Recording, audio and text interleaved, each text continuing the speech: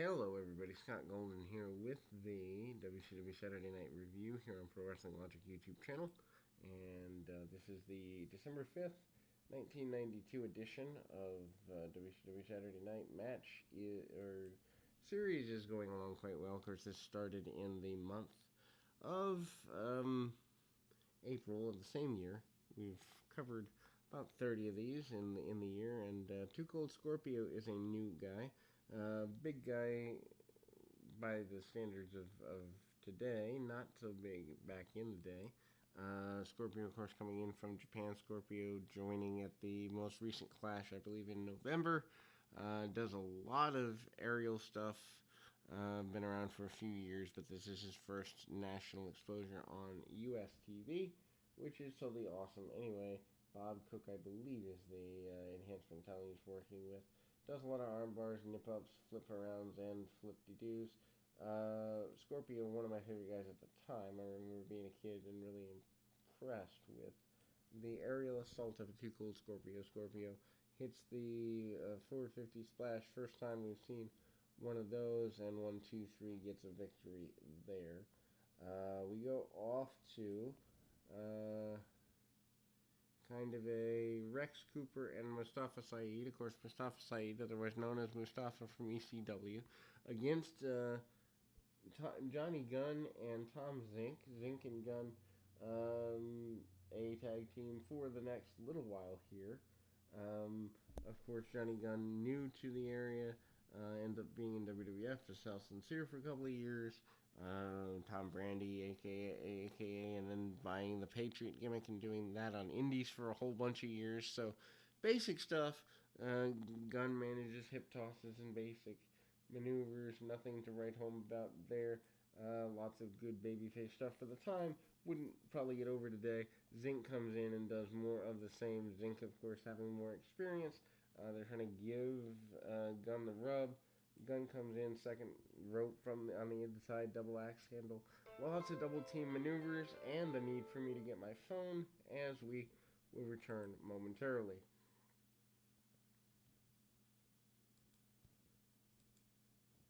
And again, it's a relatively simple run.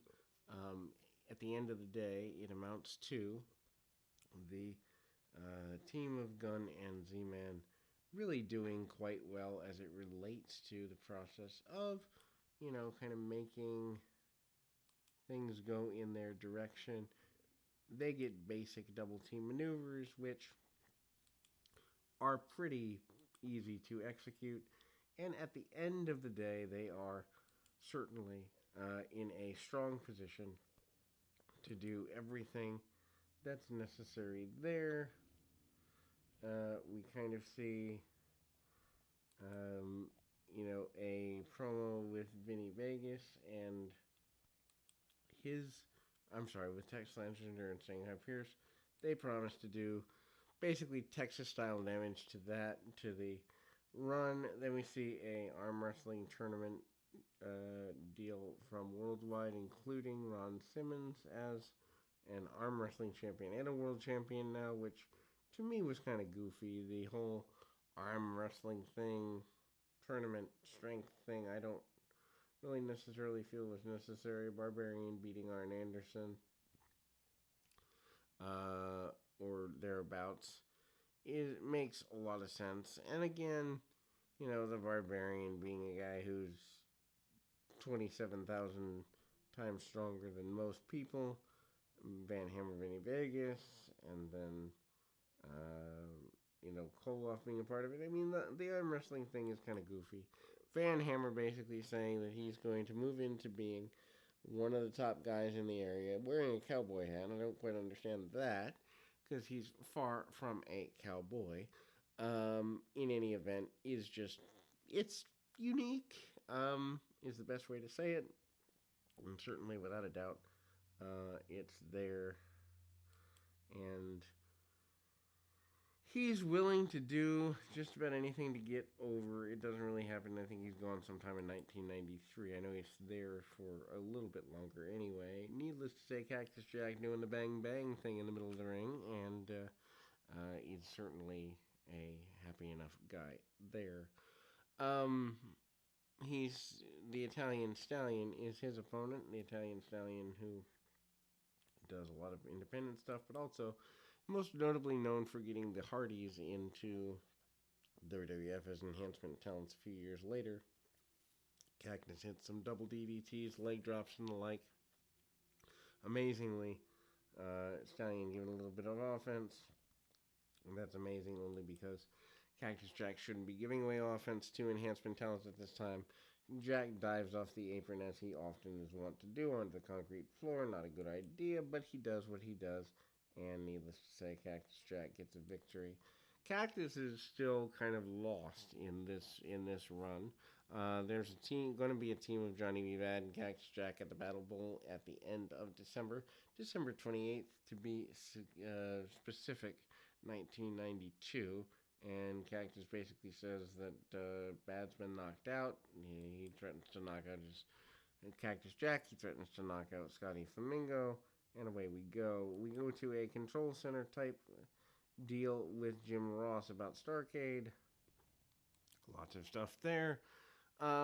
Moving forward, Page, Vegas, and Flamingo in a six-man tag team match is up next. Not exactly something to write home about by any stretch of the imagination. Johnny B. Bad, Brad Armstrong, and Marcus Alexander Bagwell is the trio that leads them to be enabled there. It's there, and so we kind of see that as a run through there. And again, there we go in terms of getting things going in a positive direction as far as that's concerned. Match is relatively simple, Dallas Page still hasn't found his way. Vinny Vegas leaves within 6 months here, and it's there. Bagwell still is considered to be one of the darling talents of the era. Bagwell and Page end up having matches later in both of their respective pushes, which are much better than this, but then we kind of see Vinny Vegas come in. He's still doing the black and pink tights. He's still there. Hard shots, and again, away we go. It's there, and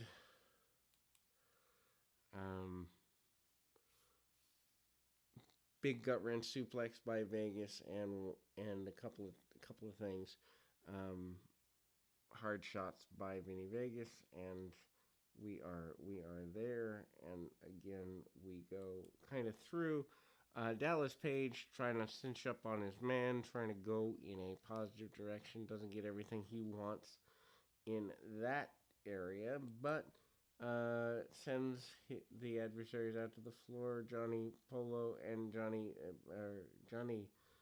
B. Bad and Scotty Flamingo, who later becomes Johnny Polo, kind of brawl off into their own little world for at least a little bit. Brad Armstrong lost in the shuffle. Can't believe he used to be a U.S. champion, but contributes to getting a victory for his team, or a light heavyweight champion. Contributes to getting a victory for his team here. Vader and Rick Rude are going to go in the direction of teaming eventually. They do an underdog challenge match, which, I don't know, George South, who is so much better than people give him credit for. Not that people don't give him any credit, but George South been around for probably 40 years now. Still wrestling, I believe, provided he hasn't retired because of the pandemic. Ricky Nelson and George South doing an underdog challenge. I don't really quite understand the underdog challenge unless it was specifically designed to make it look like the enhancement talent could handle business. Hard shots by Nelson, and manages to do everything he needs to do there. Tie up, and ultimately hard kicks by George South. South manages to hit a couple of shots, and again, we kind of see what's there. Ducks clothesline, and again, go behind and a kick to the midsection and an Irish whip, hard shots, and along the way, Nelson, holds onto the arm, hangs onto the arm, tries to get things going in the general direction of things. Irish whip, and again, there we go. Back elbow by George South. South manages a couple of kicks to the midsection and, misses a couple of things. Tries for the head scissors, goes around and gets a 3 count along the way. Manages to do exactly that and doesn't get all he wants from that perspective. Barry Windham does a sit-down interview next, basically saying he's tired of trailing behind Dustin Rhodes, tired of doing everything for everybody else on his own. Kind of the beginnings of the lone wolf character, although not named that yet. Steve Austin said he's going to go out and thrive, going to go out and do what other people can't do, and that's be one of the best in the world. Steve Austin here in 1992, unstoppable. Austin in any event is in a good space. Ricky Steamboat and Shane Douglas are your tag team champions at this point. Austin and I believe Brian Pillman are your challengers here. Anyway, Austin starts with Douglas. They grapple and they're pretty evenly matched, which I think is good. I mean, the matching there is pretty intelligent. They kind of tip up and over and around, and it's pretty basic. Douglas stays in the majority of the early stages of the match, as does Austin. We kind of see Steamboat finally come in, and it's actually Sergeant Buddy Lee Parker who is the partner. I'm ahead in my viewing, and Austin and Pillman being a team is already part of my viewing scheme, so not directly looking at my notes at that given moment, I had confused matches. Buddy Lee Parker, though, cuts Douglas off, and it's pretty assertive, aggressive, and all of that stuff. Obviously, the champions win. Douglas takes the majority of punishment. Steamboat in less than normal. Wonder if he's injured. Cuts the ring off. Steamboat finally comes back in. Does the babyface comeback thing and eventually helps to get the win with the crossbody. And Douglas and Steamboat pretty good in the run there. Steve Austin and Dustin Rhodes is your main event for the week. Hard shots by Austin to Rhodes, and they have one of my favorite styles of matches here. Go behind. I mean, Austin's bouncing all over the place for Rhodes. Let's be perfectly clear. Bouncing all over the place for him, certainly, and continuing to do exactly that. Irish whips, and again, hard shots by Rhodes. Rhodes managing to hit a bunch of stuff up and over in a clothesline by Rhodes. Rhodes manages to do everything he possibly can. Gets the, go behind and gets the throw off, kick off by Rhodes. Rhodes manages to get a reverse chinlock there by Rhodes and kind of takes him down. Meanwhile, Barry Windham tries to interfere, tries to bring the match to a halt, and obviously the Rhodes-Windham feud going to play out over the spring for the most part, but Rhodes finally gets some leverage of advantage. Rick Rude comes out. He's next. He's in your, I guess, main event, Rude and Vader as a tag team. And we're reminded that Sting, not so terribly long ago, cracked a board over the back of Vader. Not a friendly thing to do, but it is what it is. And,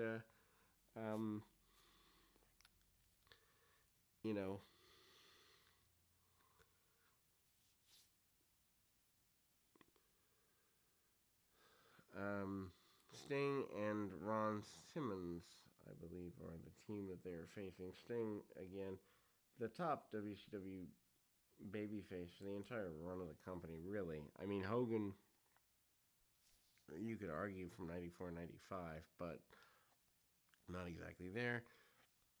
Needless to say, Ron Simmons is the world champion. Still a pretty big deal.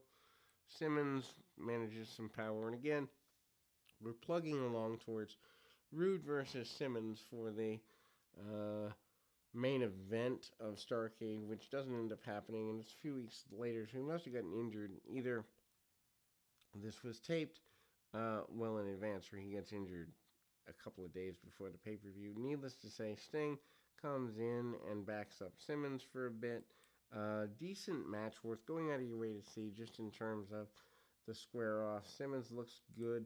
He never really found his complete vibe going forward as champion, but he finds enough of it here to manage things. And again, a kickoff, and Rude manages to, hit some shots, hard shots by Rude. Rude manages to go there, and again, Simmons, who kicks under the chin, gets everything he wants that way, and hard shots by Vader coming in. Vader tags off, or Simmons tags off to Sting. Sting and Vader squaring off, not a big surprise there. And again, under the chin, Vader takes out Sting, manages to do everything he possibly can. Vader staggered by Sting for a couple of minutes. Sting hits a couple of punches and kicks and catches him under, but Vader, just too massive, cuts Sting off, sends him into the corner, goes after him pretty assertively. Rude sits down on Sting with the front or reverse face lock, and manages to go directly at him, and ultimately then we see that going in a positive direction there. Simmons does a duck, big power or spine buster by Simmons. Simmons with some clotheslines gets after it, and again goes right after him pretty hard. Hard shots by Simmons, and hits a clothesline and goes after everything there.